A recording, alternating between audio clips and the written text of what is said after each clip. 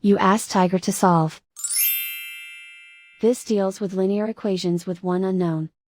The final result is x equals 1/7. Let's solve it step by step. Group all constants on the right side of the equation. Subtract 4 from both sides. Group like terms. Simplify the arithmetic.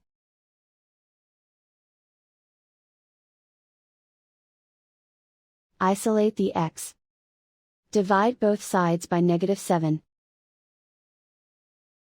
Cancel out the negatives. Simplify the fraction.